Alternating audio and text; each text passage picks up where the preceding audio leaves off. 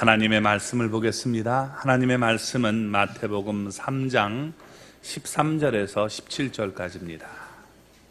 자, 우리 같이 읽겠습니다. 이때에 예수께서 갈릴리로부터 요단강에 이르러 요한에게 침례를 받으려 하시니 요한이 말려 이르되 내가 당신에게서 침례를 받아야 할 터인데 당신이 내게로 오시나이까? 예수께서 대답하여 이르시되 이제 허락하라. 우리가 이와 같이 하여 모든 의를 이루는 것이 합당하니라 하시니 이에 요한이 허락하는지라. 예수께서 침례를 받으시고 곧 물에서 올라오실새 하늘이 열리고 하나님의 성령이 비둘기같이 내려 자기 위에 임하심을 보시더니 하늘에로부터 소리가 있어 말씀하시되 이는 내 사랑하는 아들이요 내 기뻐하는 자라 하시니라. 아멘. 할렐루야. 하나님의 은혜와 복이 오늘도 주님 앞에 나온 우리 사랑하는 성도 여러분 삶 속에 가정 속에 언제나 함께 하시기를 주님의 이름으로 축원합니다. 우리 교회는 침례탕이 없기에 보통 여름 휴양회 때 침례식을 우리가 합니다. 이번 여름에는 휴양회는 없지만 침례식이 예정되어 있습니다. 그래서 침례식을 대비해서 침례에 대해서 미리 말씀을 드리겠습니다. 침례가 무엇인지 우리가 잘 듣고 침례 받지 않은 분들은 이번 기회에 침례를 받을 수 있기를 바랍니다. 예수님은 마태복음 28장 19절에서 20절에서 이렇게 말씀했습니다. 그러므로 너희는 가서 모든 민족을 제자로 삼아 아버지와 아들과 성령의 이름으로 침례를 베풀고 내가 너희에게 분반 모든 것을 가르쳐 지키게 하라 라고 했습니다. 그러니까 예수님의 내가 제자가 돼서 내가 그 가르친 대로 살겠습니다 라고 마음을 먹은 사람들은 침례를 받아야 된다는 거예요. 교회는 믿는 사람들에게 침례를 줘야 되고 예수님을 믿는 사람들은 주님의 명령에 따라서 침례를 받아야 된다는 것입니다. 침례는 기분에 따라서 미루거나 또 목사님이 마음에 안 들어서 거부할 수 있는 것이 아니라는 겁니다. 여러분, 우리는 이 침례에 우리가 순종할 수 있는 하나님의 사람들이 되시기 바랍니다. 침례 요한은 마태복음 3장 2절에서 이렇게 말씀했습니다. 회개하라, 천국이 가까이 왔느니라. 그러면서 그는 침례를 베풀었던 것입니다. 예수님보다 요한이 먼저 침례를 줬습니다. 그때 많은 사람들이 요단강에서 침례를 주던 요한에게 나와서 그들의 죄를 자복하고 침례를 받았습니다. 그들은 내가 이제 회개합니다. 세상을 사랑하던 내 마음을 버리고 주님의 말씀에 순종하게 살겠습니다 하는 표시를 따라서 요한에게 침례를 받았던 것입니다. 요한에게 침례를 받은 유대인들은 예수님이 하나님의 아들이고 그리스도인 줄 몰랐습니다. 그러니까 그들이 받은 침례는 예수 그리스도를 믿지 않고 받은 침례였던 것입니다. 자, 오늘 말씀을 보면 여러분 예수님도 침례를 받았다는 겁니다. 그런데 예수님은 죄가 없는 분인데 회개하라 이런 말씀을 보였는데 예수님이 왜 침례를 받았을까요? 오늘 말씀의 주제가 그것입니다. 자, 여러분 가운데 장로교나 감리교에서 이렇게 신앙생활하면서 세례라는 말에 익숙한 분들을 위해서 세례가 뭐고 침례가 무엇인지 정확하게 말씀을 드리겠습니다. 우리가 형식적으로 차이가 있습니다. 세례는 우리가 머리에다가 물방울을 몇 개를 떨어뜨리는 겁니다. 보통 뿌린다는 그런 말을 쓰는데 이 물 뿌림을 우리가 얘기하는 헬라어 명사가 이게 흐란티모스라는 말입니다. 좀 발음이 어려우니까 그냥 란티모스 이렇게 하면 돼요. 뭐라고 한다고요? 예, 이게 세례라는 말입니다. 세례. 동사는 란티조라고 얘기합니다. 란티조. 그래서 이건 뿌린다는 말이에요. 자, 그런데 침례는 형식이 좀 다릅니다. 몸이 물속에 완전히 잠기는 거예요. 이 물속에 완전히 잠기는 형태를 뭐라고 하느냐? 밥티스마. 명사로 얘기할 때 뭐라고 한다고요? 밥티스마. 예, 우리 교회는 꼭 식사를 하죠. 밥을 먹는단 말이에요. 그러니까 밥티스마 이렇게 여러분 바리스마 이렇게 생각하셔도 좀 될 겁니다. 또 동사는 밥티조라고 얘기합니다. 밥티조. 자, 세례와 침례는 헬라어로 볼 때 단어가 달라요. 비슷하죠. 란티조와 밥티조. 그렇죠? 굉장히 많이 비슷하지만 엄연히 다르다는 것입니다. 자, 이 밥티조라는 말은 밥토라는 말에서 왔는데, 이 밥토라는 말은 무슨 말이냐면 물에 완전히 잠근다. 그리고 잠그는 데 목적이 있단 말이에요. 왜 잠궜느냐? 이 옷감을 염색하기 위해서 보통 물에 잠글 때 이것을 밥토라는 단어를 쓴 겁니다. 그러니까 여러분, 이렇게 물속에 완전히 잠겨서 사람을 완전히 이렇게 우리가 색깔을 바꾸는 그 모습을 여러분 밥토라는 말로 써서 얘기한 겁니다. 한글 성경에는 이게 세례라고 우리가 보통 번역했죠. 옛날에는 세례만 나왔어요. 침례라는 말은 나오지도 않았어요. 그래서 그 요즘에는 뭐냐면 그 앞에다가 숫자를 써놓고 밑에다가 또는 침례 이렇게 썼는데, 이건 사실 틀린 말이에요. 왜냐하면 이 원문에는 란티스모스라는 단어가 쓰인 게 아니라 여러분 밥티스마라는 단어가 쓰여 있기 때문입니다. 따라서 원문을 우리가 정확하게 번역하면 세례가 아니라 침례라고 해야 맞다는 겁니다. 한글 성경에는 세례라고 번역을 했는데, 먼저 중국 성경에서 세례라고 번역을 했기 때문에 그것을 그대로 따와서 세례라고 여러분 우리가 번역을 한 겁니다. 그런데 중국이랑 한국만 빼놓고 여러분 모든 성경은 다 침례로 되어 있어요. 중국 성경이랑 한국 성경만 세례라고 되어 있고 모든 성경이 다 침례라고 되어 있다는 겁니다. 그러니까 여러분, 우리와 가까이 있는 일본 성경만 봐도 이 헬라어를, 이 밥티스마를 여러분 그대로 사용하고 있어요. 이 말을 따다가 이걸 갖다가 뭐냐면 밥티스마 이렇게 그들은 그대로 쓰고 있는 겁니다. 영어 성경도 원어로 여러분 베프티즘이라고 부르고 있는 겁니다. 밥토라는 말에서 이게 왔음을 우리가 보여주고 있습니다. 자, 그러면 예수님이 세례를 받았을까 침례를 받았을까? 형식적으로 우리가 어떤 것이 맞는가? 오늘 본문을 통해서 살펴보기를 원합니다.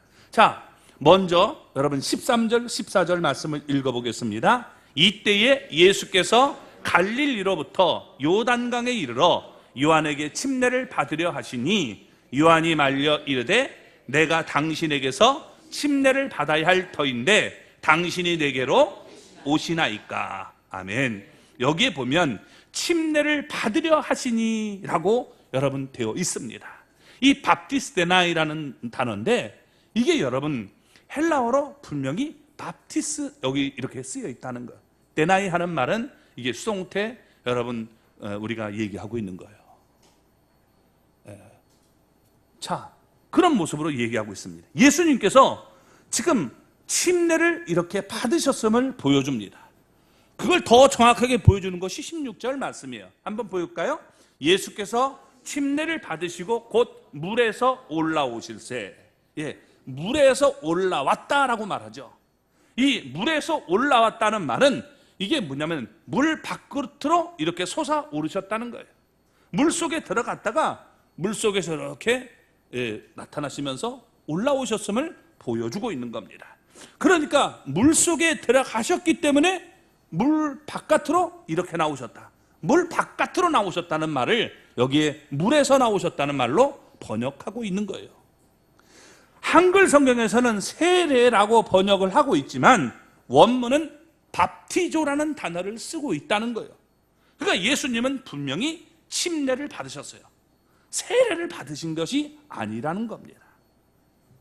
형식을 중시하는 유대인들은요, 지금도 철저하게 침례 의식을 행합니다. 이 의식을 뭐라고 하냐? 히브리 말로 미크베 또는 미크바라고 얘기해요. 남자를 할 때는 미크베, 여자일 때는 미크바 이렇게 얘기합니다. 자, 이 말은 무슨 말에서 왔느냐? 카바라는 말에서 왔어요. 카바. 예, 헬라어나 히브리는 어근이 있어요. 그 어근을 우리가 살펴보면 이게 무슨 뜻인지를 정확하게 알 수 있는 겁니다. 어근이 카바라는 말이라는 거예요. 자, 그러면 이 카바라는 말은 무슨 말이냐? 여러분, 함께 묶는다, 함께 꼰다는 거예요. 이렇게 동아줄 꼬듯이 이렇게 꼬는 거, 또는 도움을 기대한다, 그리고 참을성 있게 기다린다, 이런 뜻을 가지고 있는 겁니다. 자, 이 말을 여러분 우리가 예수님에게 우리가 연결해서 생각해 본다면, 내가 예수님과 함께 이렇게 묶이길 원합니다, 연합하기를 원합니다는 말이죠. 또 예수님의 내가 도움을 받기를 기대하며 살겠습니다 하는 말입니다. 또 예수님을 참을성 있게 끝까지 내가 기다리고 인내하겠습니다 하는 단어를 얘기할 때 우리가 이 단어를 쓰게 되는 겁니다. 자, 유대인들은요, 침례를 행하는데 이 물이 안 닿는 곳이 없도록 철저하게 행해요. 제가 이제 침례를 할 때 이렇게 막 여기 하면, 이쪽에 꽉 하면, 죄송하지만 뚱뚱한 사람들은 이게 여러분 막 누르면 여기 물이 안 닿을 수 있잖아요. 그죠? 내가 무슨 옷감을 이제 염색을 딱 했는데 여기만 싹 이게 안 됐단 말이에요. 그러면 뭐가 돼요? 불량품이 되잖아요. 그죠? 그러니까 그런 일이 없도록 유대인들은 이렇게 떼요. 손가락도 떼고 딱 하면 여기 안 닿을 수 있으니까 철저하게 그렇게 행한다는 모습을 보여주는 겁니다. 이처럼 초대교회 성도들은 물속에 완전히 잠기는 침례를 통해서 내가 주님과 함께 묶여서 내가 주님을 이렇게 연합된 삶을 살기를 원합니다 라는 모습에서 침례를 받았다는 겁니다. 그래서 예수님은 침례를 굉장히 소중히 여기셨어요.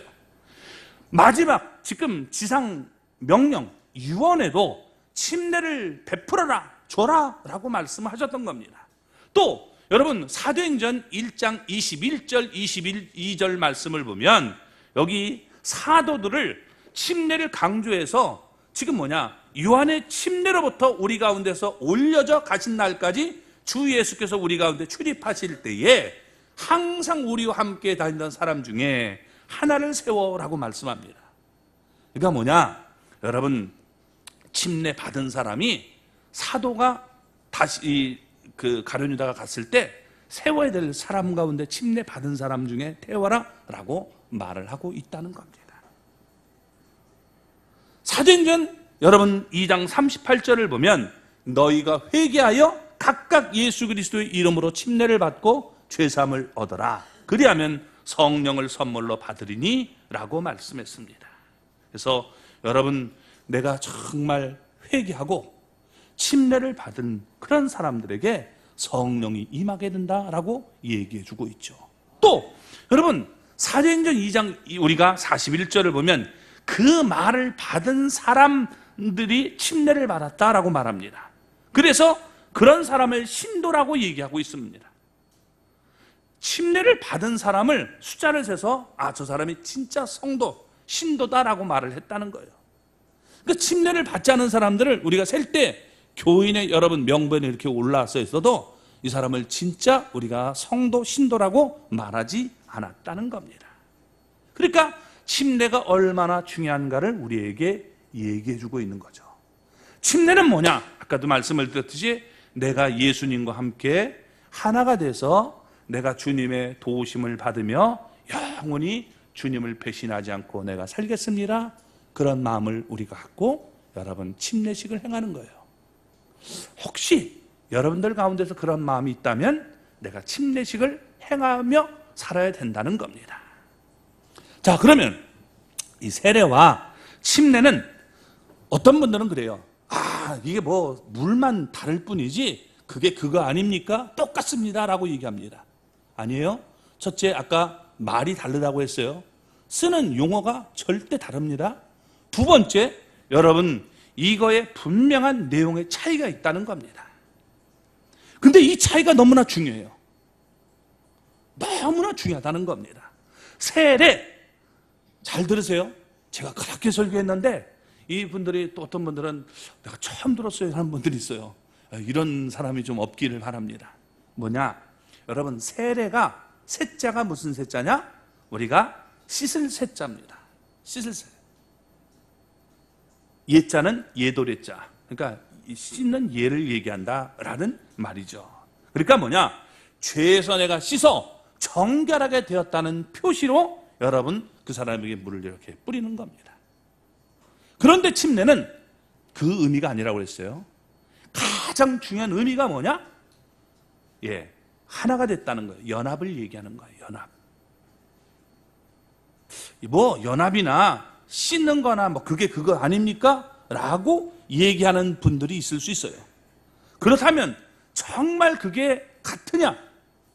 여러분, 엄청나게 다르다는 겁니다. 왜냐하면 여러분, 이 씻다는 말과 그 다음에 연합이라는 말을 한번, 오늘 여기 예수님이 세례를 받았다 뭐 얘기하는데, 세례 받았다는 그런 개념과 침례라는 개념으로 한번 놓고 설명을 해보자는 거예요.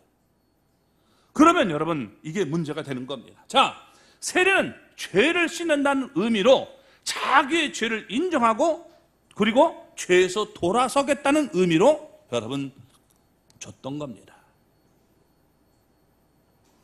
그렇기 때문에 죄인에게 필요한 의식이에요. 죄를 써야 되잖아요. 내가 죄가 있으니까 내가 세례를 하는 거 아닙니까?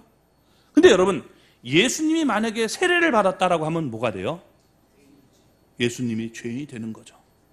그러면 여러분, 예수님이 죄인으로 이 땅에 오셨습니까? 그러면 우리 죄를 용서할 수가 없는 거예요. 그렇죠? 절대로 용서할 수가 없는 겁니다. 예수님이 죄가 있다 하면 그건 이단이에요. 절대로 될 수가 없는 겁니다. 오늘 여기 본문에서 뭐라고 말합니까? 예수님이 요한에게 침례를 받으려고 했습니다. 그러니까 요한이 말려요. 왜? 저분은 정말 훌륭하신 분인데 내가 저 사람은 훨씬 죄가 많은데, 그러니까 어떻게 돼요? 내가 당신에게 침례를 받을 텐데 당신이 어떻게 해서 저기 오십니까? 저는 할 수 없습니다. 제가 당신에게 받아야지 어떻게 당신이 제게 받습니까? 라고 얘기합니다. 근데 예수님이 뭐라고 대답하셔요? 우리 15절 말씀을 볼까요? 예수께서 대답하여 이르시되 이제 허락하라. 우리가 이와 같이 하여 모든 의를 이루는 것이 합당하니라 하시니 이에 요한이 허락하는지라. 자, 여기 보면 요한이 그걸 예수님의 말씀을 듣고 그렇군요 하면서 허락을 했다는 거예요. 그래서 예수님에게 침례를 베풀었던 겁니다. 자, 예수님이 죄가 있어서 죄를 씻기 위해서 세례를 받은 것이 아닙니다. 세례라는 개념으로는 절대로 죽었다 깨어나도 이걸 설명 못해요. 어떻게 설명하세요? 설명이 안 되는 거예요. 죄로 물든 우리는 죄인이잖아요. 근데 여러분, 침례를 우리가 대입하면 우리의 이 죄를 주님께서 짊어지기 위해서, 하나가 되기 위해서, 우리 죄인과 하나가 되기 위해서 이 땅에 오셔서 그 죄 없는 예수님이 침례를 받음으로 우리의 모든 죄를 짊어진 사건이 나타나게 되는 겁니다. 그러니까 예수님이 요한에게 침례를 이 받으심을 얘기하고 있는 거예요. 그래 하나님의 의를 이룰 수 있다. 하나님이 우리의 죄를 용서하시고 우리를 구원할 수 있는 그 길이 열린다.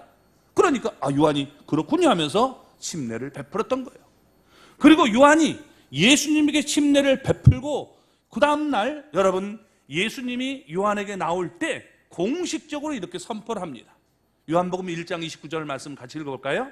이튿날 요한이 예수께서 자기에게 나오심을 보고 이르시되 보라, 세상 죄를 지고 가는 하나님의 어린 양이로다. 아멘. 예수님을 하나님의 어린 양이다라고 말을 합니다. 어린 양이 뭐냐면 구약시대 때 백성들의 죄를 짊어지고 대신 죽는 양을 어린 양이라고 하는 거예요. 그래서 여러분 어떻게 돼요? 예수님이 이제 우리의 모든 죄를 짊어지셨기 때문에 그 어린 양이 되셔서 우리의 죄를 지고 가는 어린 양이라고 얘기를 하게 되는 겁니다. 이때부터 예수님의 공식적인 사역이 여러분 시작이 되는 거예요. 우리의 모든 죄를 짊어지시고 이 문제를 해결하기 위해 오신 분임을 얘기해 주고 있다는 겁니다. 그래서 여러분, 속죄 제물이 되려고 지금 예수님은 이 땅에 오셔서 먼저 요한에게 침례를 받으셔야만 했던 것입니다. 예수님은 본래 죄가 없습니다. 그렇지만 침례를 그분이 받으심으로 인간의 모든 죄를 이게 짊어지시는, 연합되는 그런 사건이 이루어지게 됐고 공식적인 제물로 선포가 된 것입니다. 예수님은 마가복음 10장 45절에서 자신이 온 이유를 말씀하셨죠. 인자가 온 것은 섬김을 받으려 함이 아니라 도리어 섬기려 하고 자기 목숨을 많은 사람의 대속물로 주려 함이니라. 나는 대속물로 내가 죽기 위해서 이 땅에 왔다라고 말씀하신 겁니다. 그러니까 우리의 죄를, 여러분, 예수님이 그냥 용서해 준 게 아니라 예수님이 우리의 죄를 먼저 짊어지셔야 했어요. 사람들에게 예수님이 우리의 죄를 언제 짊어졌습니까 하면 사람들이 십자가에서 짊어졌대요. 여러분, 십자가에서는 우리 죄를 짊어지고 죽으신 거지 대신 짊어진 게 아니에요.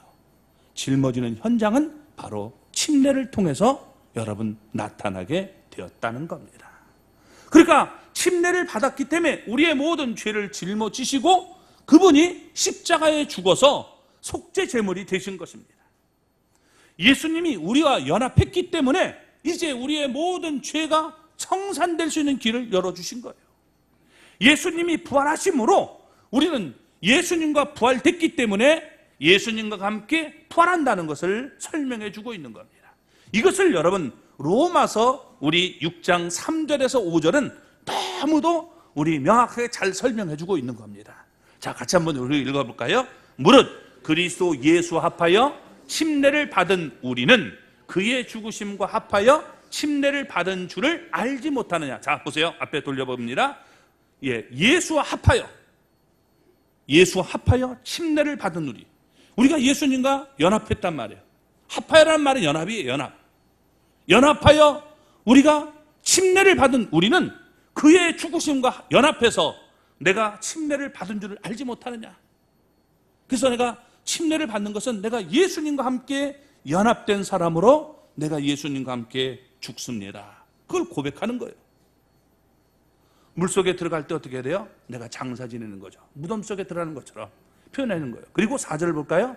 그러므로 우리가 그의 죽으심과 합하여 침례를 받음으로 그와 함께 장사되었나니, 물속에 들어가면 장사된 거죠. 이는 아버지의 영광으로 말미암아 그리스도를 죽은 자 가운데서 살리심과 같이 우리로 또한 새 생명 가운데서 행하게 하려 하십니다. 우리를 이렇게 정말 죽고 다시 살게 하신 이유가 새 생명으로 우리가 다시 살게 하기 위해서라고 말씀하고 있는 겁니다. 그래서 5절 볼까요? 만일 우리가 그의 죽으심과 같은 모양으로 연합한 자가 되었으면 또한 그의 부활과 같은 모양으로 연합한 자도 되리라. 뭐예요? 부활처럼 이렇게 연합한 자가 돼서 우리도 분명히 그와 같이 부활한다는 것을 말씀해 주고 있는 거예요. 아멘?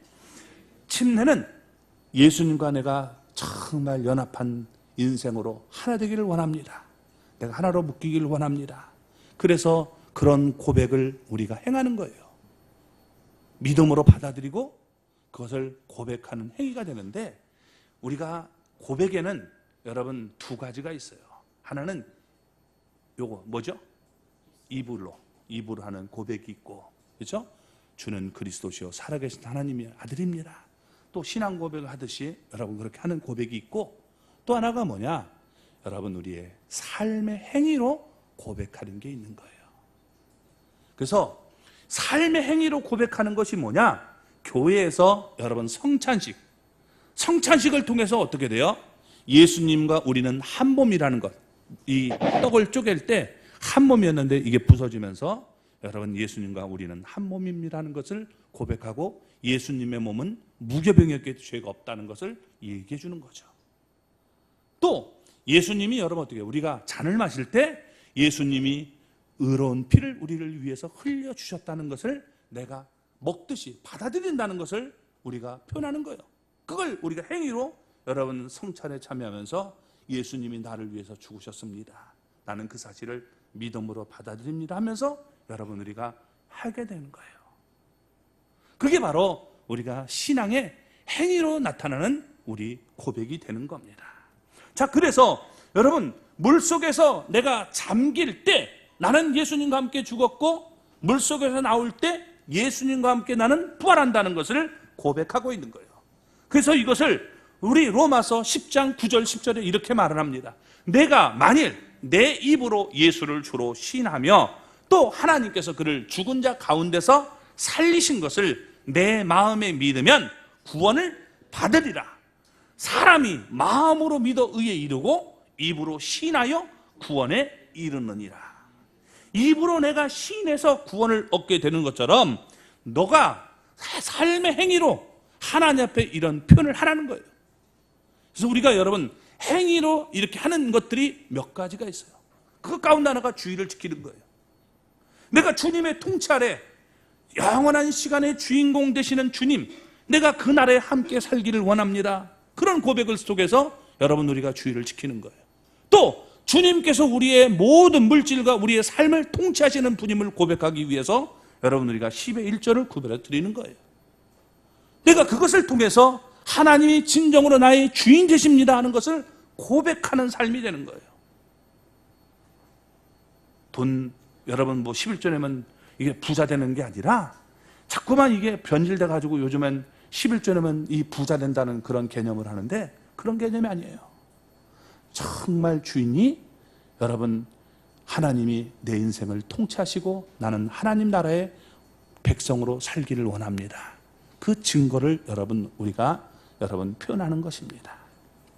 그래서 예수님이 나의 죄를 짊어지시고 죽으셨다가 부활하심으로 우리의 죄를 청산했다는 사실을 우리가 믿는다면 여러분 나를 사랑하시고 내가 이제 주님과 함께 연합해서 주님만 바라보고 영원히 주님과 함께 내가 끝날까지 주님을 배신하지 않고 살겠습니다. 이런 결단 속에서 네가 침례식을 행하라 하는 것입니다. 그런데 사람들은 어떻게 해요? 나는 예수님을 믿어도 주님과 결혼은 못하겠어요. 이런 사람들이 있단 말이에요. 이게 조금 수상하지 않습니까? 요즘 젊은이들은 모르겠지만 이 조금 나이 드는 분한테 사랑하기는 원하는데 그러나 나는 너와 결혼을 안 해. 이런다면 이런 사랑은 조금 어떻게 생각하세요? 우리 할머니들? 예? 사랑은 하는데 너랑은 결혼은 못하겠다. 예, 우리 권사님 안 된대요. 흔들었어요. 여러분 이건 뭐가 문제가 있는 거죠. 그렇죠? 뭔가 들여다보면 문제가 있음을 우리가 볼 수 있는 겁니다. 그래서 여러분 우리는 하나님 앞에 내가 정말 주님과 하나 되어서 살기를 원한다면 너의 신앙을 침례를 통해서 사람들 앞에 증거하라는 거예요. 내가 입술로 이 사람이 정말 나의 남편입니다. 결혼식을 왜 합니까? 이 사람이 내 와이프라는 거죠. 내 남편이라는 거예요. 그러니까 다른 사람 찝적대지 말라는 거예요. 반지 끼면서 어떻게 돼요? 이 사람 임자 있는 사람이야. 옛날에는 네가 꼬셔도 되지만 이제 절대 꼬시면 안 돼. 내 여자니까, 내 남자니까 이러면서 여러분 꼬시지 못하게 하는 것 아닙니까? 그래서 이런 결혼식을 하는 것이 중요한 것을 보여주고 있는 거예요. 이것처럼 우리가 신앙생활을 할 때 내가 정말 이제 하나님의 사람이 됐으니까 하나님 앞에서 내가 그렇게 살기를 원합니다. 비록 내가 좀 부족해도 여러분 그렇게 살고 그런 마음이 있고 또 여러분 우리가 하나님 앞에서 살 때 세상 사람들 앞에도 그렇게 고백하고 자꾸 나를 술 마시는 자리로 끌고 가지 마라. 난 하나님의 사람이다 이제. 그런 모습을 보이는 겁니다. 또 마귀한테도 나를 자꾸 찝적대지 마라. 나는 하나님의 사람이다. 이런 표현을 하는 것이 이게 올바르다라고 말씀을 해주고 있는 겁니다. 그러니까 여러분 얼마나 이거 귀중한 겁니까? 진정으로 내가 믿는다면 우리가 침례를 통해서 여러분의 신앙을 고백할 수 있기를 바랍니다. 자, 그러면 이렇게 침례가 중요한데 왜 우리 성경에는 세례라고 이렇게 변화가 됐을까요?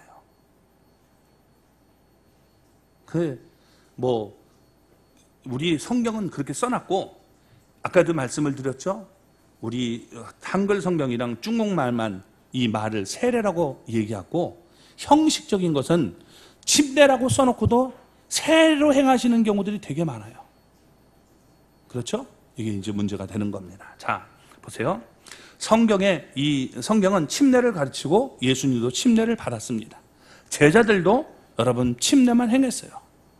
침례가 이게 중요하다 생각했기 때문에 침례를 행하게 된 겁니다. 그런데 이제 2세기 후에 사도들이 세상을 떠나게 되자 진리가 흩어지기 시작한 겁니다. 그러니까 침례를 받아야만 구원을 받는다는 그런 잘못된 교리가 나타나게 된 거예요. 이 침례를 구원의 조건처럼 여러분 보는 사람들이 생겨나게 된 겁니다. 지금도 여러분 이 천주교, 로마 카톨릭은 이 사상에 변함이 없습니다.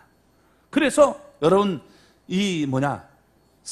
그들은 세례를 하는데 세례를 받지 않고 죽으면 그 사람은 구원받을 수가 없다는 거예요. 그래서 이 그들은 얼마나 중하게 여기는지 낙태를 할 때도 여러분 그냥 하지 않고요. 이게 물로 자궁에다가 탁 집어넣어서라도 세례라고 하고서 여러분 어떻게 돼요? 그리고서 그 애를 낙태를 하는 것이 여러분 이 기록에 너무 많이 있어요. 지금도 그런 이유 행하는 사람이 많단 말이에요. 이게 잘못된 거죠. 왜 그런 주장을 하느냐? 마가복음 여러분 1장 4절을 보면 이렇게 말합니다. 자, 우리 한번 읽어볼까요? 침례 요한이 광야에 이르러 죄 사함을 받게 하는 회개의 침례를 전파하니. 예, 여기 보면 죄 사함을 받게 하는 회개의 침례라고 얘기합니다. 그러니까 이걸 조건으로 본 거예요. 죄 사함을 받게 하는 회개의 침례다. 네가 정말 이게 회개를 했다는, 진정으로 이게 회개하는 사람은 이게 침례를 받는다는 그런 얘기가 아니라, 여기 그 사람들은 뭐냐면 죄 사함을 받게 하는 침례라고 본 거예요. 그러니까 침례가 죄 사함을 준다, 이렇게 본 거죠. 이게 말 한마디가 굉장히 중요한 거예요. 죄 사함을 받게 한다니까 여러분 어떻게 해야 돼요? 이게 침례가 능력이 있어서, 미신적인 어떤 파워가 있어서 사람들이 이 죄 사함을 준다. 그러니까 세례를 통해 가지고 막 이렇게 행하는 잘못된 모습이 나타나는 겁니다. 또 여러분 마가복음 우리 16장 16절을 보면 이렇게 말합니다. 믿고 침례를 받는 사람은 구원을 얻을 것이요, 믿지 않는 사람은 정죄를 받으리라. 자, 여기 보세요. 믿었단 말이에요. 믿고 침례를 받은 사람, 그러니까 믿었는데 침례를 안 받는 사람은 구원 못 받는다, 이렇게 생각한 거예요. 보세요. 참 이게 이 교리라는 게 그래요. 믿고 그 다음에 침례를 받은 사람이 구원받는다, 이렇게 본단 말이에요. 믿은 사람은 침례를 통해서 표현하는 것인데 우리가 그런 올바른 고백을 하는 게 아니라 이걸 조건으로 보게 된 거예요. 그러니까 여러분 문제가 되는 거죠. 또 요한복음 여러분 3장 우리 5절을 보면, 중반절부터 보면 이렇게 말합니다. 물과 성령으로 나지 아니하면 하나님 나라에 들어갈 수 없느니라. 성령으로 거듭나야 된다. 그거 이해가 돼요. 물이 뭐냐? 이 물은 침례다라고 본 거예요. 그러니까 이게 물과 성령으로 했는데 침례 안 받으면 그 사람 하나님 나라에 들어갈 수 없다, 이렇게 또 조건으로 본 겁니다. 자, 이렇게 이 침례가 구원의 필수 조건이 되자 구원 받아야 되는 사람들은 반드시 침례를 행해야 됐던 거예요. 그런데 이게 여러분 어린아이나 노역자들, 병자들은 이게 침례를 베풀기가 참 힘든 경우가 있습니다. 제가 지금 호흡이 이게 안 좋아가지고 그런데 침례 받으셔야죠, 이래가지고 툭 집어넣었단 말이에요. 이게 여러분 얼마나 이게 문제가 됩니까? 그러니까 이거 곤란하다. 그러니까 여러분 어떻게 돼요? 좀 약식으로 하자, 이렇게 된 거예요. 그래서 물 몇 방울을 이렇게 뚫어서 하면 걸 이걸로 인정해 주자, 이렇게 된 거예요. 처음엔 그렇게 됐어요. 네. 그게 이제 세례가 된 건데, 이제 물이 많고 적고가 무슨 중요하냐, 이게 그런 것으로 행하는 게 중요하지 했단 말이에요. 이러면서 계속적으로 해도 여러분 어떻게 해요? 침례가 이게 진짜고 세례는 약식이다, 이렇게 알고 지내왔던 겁니다. 그런데 여러분 이게 1311년에 라벤다라는 회의에서 여러분 로마 이 교회 대표들이 천주교회가 이런 명령을 내린 겁니다.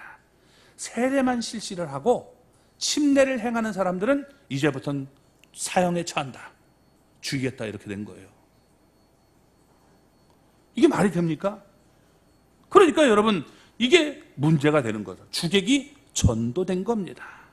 그래서 16세기에 종교 개혁이 일어나서 성경으로 우리가 돌아가자 하는 교훈이 일어났지만 많은 사람들이 인간적인 이유로 세례를 버리지 못하게 된 겁니다. 왜냐하면 칼빈도 성경이 분명히 침례가 맞다, 그렇지만 현실적이지 못한 이유를 들면서 여러분 반대를 했던 겁니다. 그게 뭐냐? 장로교회에서 이 세례를 가르쳐 왔는데 침례가 진짜입니다. 그럼 우리가 이거 잘못 가르쳤구나 하는 느낌이 드니까 이건 어떻게 돼요? 이것도 맞아. 그냥 막 우기는 거예요. 분명히 단어랑 뜻이 다르다고 했잖아요. 그죠? 그러면 다른 건데 그냥 무조건 되고 그게 그거다. 뭐 물이 많고 저거가 무슨 저거냐. 이런 식으로 여러분 한 겁니다. 또 하나가 뭐냐면 그들을 도와주는 영주들이 세례를 받았는데 그거 다시 해야 된다면 저 사람들이 우리를 안 도와줄 것 같으니까 그래도 그냥 모르는 척하고 그냥 넘어가자, 이렇게 나오게 된 겁니다. 자, 침례교에서는요, 침례를 받아야만 구원받는다는 얘기는 틀렸다고 합니다. 그건 잘못된 거예요. 무슨 얘기냐? 여러분, 이것을 바로잡기 위해 쓴 거예요. 성경의 침례는 뭐냐? 지금 예수님이 우리의 죄를 짊어지시고 예수님이 내 죄를 짊어지고 죽으시고 부활하셨다는 사실을 믿는 사람이 그 신앙의 고백으로 침례를 받아야 된다라고 주장을 하는 거예요. 그게 침례라는 거예요. 그러니까 믿지 않는 사람은 침례를 받을 수가 없다는 거예요. 믿고 침례를 받아야 된다는 말은 믿는 자가 침례를 받아야 된다는 얘기지, 이게 믿은 다음에 그 다음에 침례를 받으면 구원받는다는 얘기가 아니다, 이렇게 얘기하게 된 겁니다. 자, 지금도 여러분 우리가 장로교 출신 가운데서는 유아세례를 받은 분들이 많이 있을 거예요. 유아세례가 뭐냐? 어렸을 때 그냥 세례를 주는 거예요. 그리고 나중에 그것이 커서 인정해 주는 거죠. 저 사람 그냥 이렇게 뭐 세례 받았다는 거 인정해 주자. 거기가 뭐냐? 그게 세례를 받지 못하면 지옥 간다는 그런 개념을 아직도 가지고 있기 때문에 그걸 하는 겁니다. 침례교는 그거 안 통해요. 믿는 자의 침례라는 거예요. 내가 정말 예수님을 믿고 내가 예수님과 함께 연합되고 내 인생을 그분께 맡기고 그분과 함께 영원히 살기를 원한다면 네가 침례를 받아야 된다라고 얘기하고 있는 거예요. 그래서 옛날에 받았던 세례, 그것을 우리는 인정해 줄 수 없습니다. 진정으로 당신이 정말 하나님 앞에서 예수 믿는 사람이라면 그걸 버리고 하나님 앞에서 침례를 통해서 다시 당신의 믿음을 표현해 보십시오 라고 얘기를 하는 겁니다. 침례 받았던 사람들 가운데서도 그냥 뭐 교회 다니니까 그냥 침례 받았다 이러면 어떻게 돼요? 이거 올바른 것이 아니니까 침례를 다시 행하는 게 좋겠다. 그래서 이런 것을 뭐라고 하냐면 재침례라고 얘기하는 겁니다. 다시 침례를 받아야 된다는 것이죠.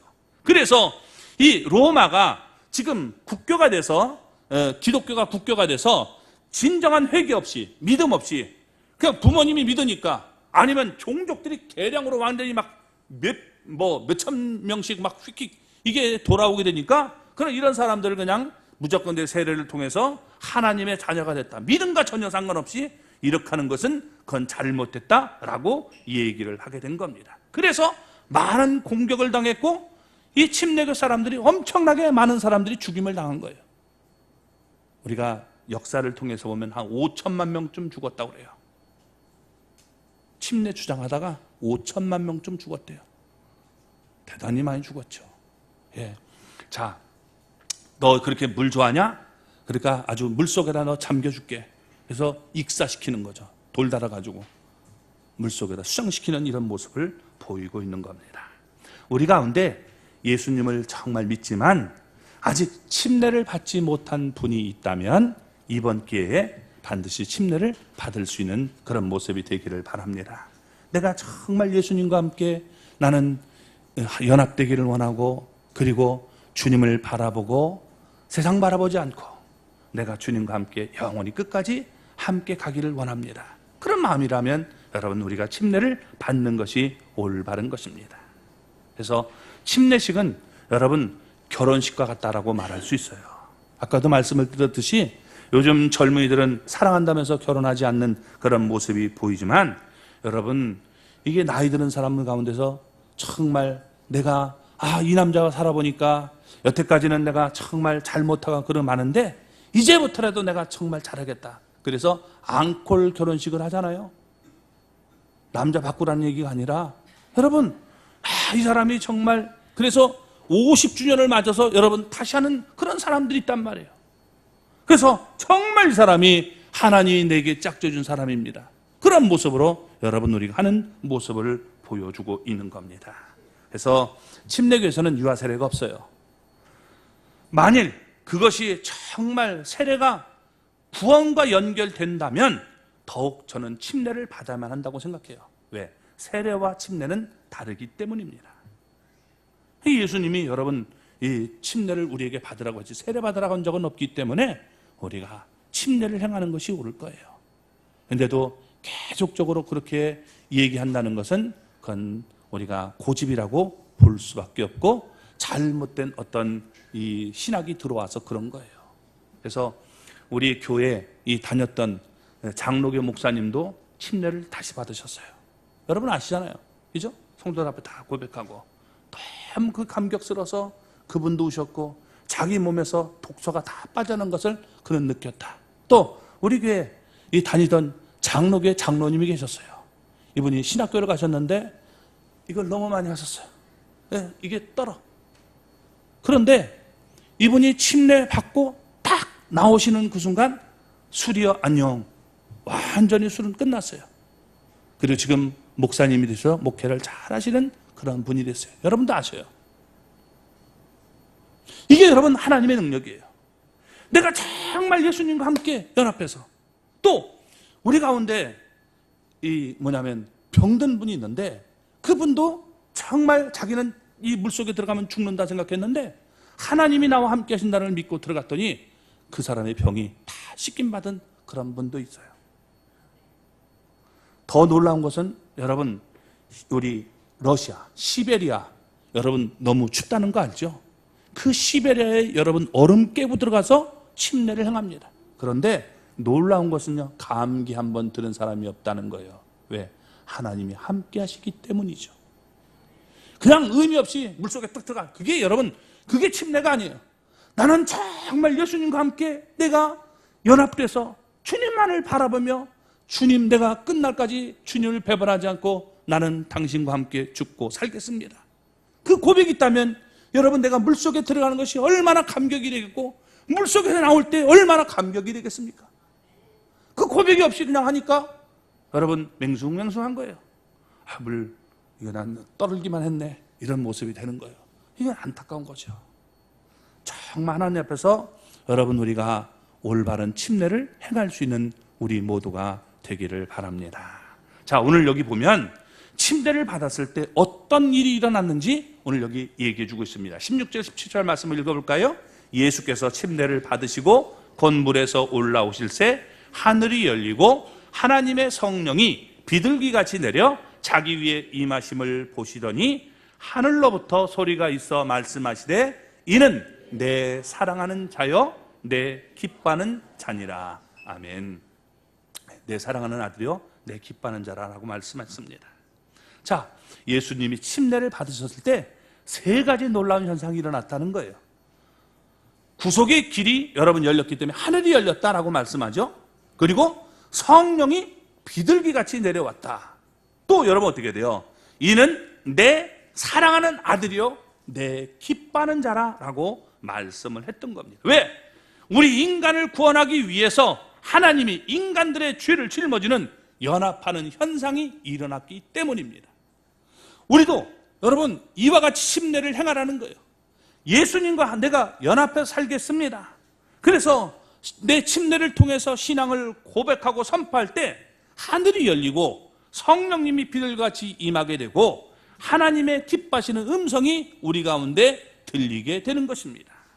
진정으로 예수님을 믿는다면 사랑은 고백되어야 되는 거예요. 갑돌이와 갑순이는 사랑을 했지만 표현을 못해서 헤어지게 됐던 거예요. 우리가 여러분 로마서를 통해서도 알 수 있는 것이 우리가 입으로 신하여 구원에 이른다라고 말씀하고 있는 겁니다. 오늘 여러분 우리는 우리 침례를 통해서 정말 내가 주님과 함께 영원히 함께 살겠습니다. 그리고 그 공동체 속에서 내가 정말 배반하지 않고 주님과 함께 살겠습니다. 이런 고백을 우리가 하는 시간이 되기를 바랍니다. 그런 은혜가 우리의 삶에 넘쳐나기를 주님의 이름으로 축원합니다.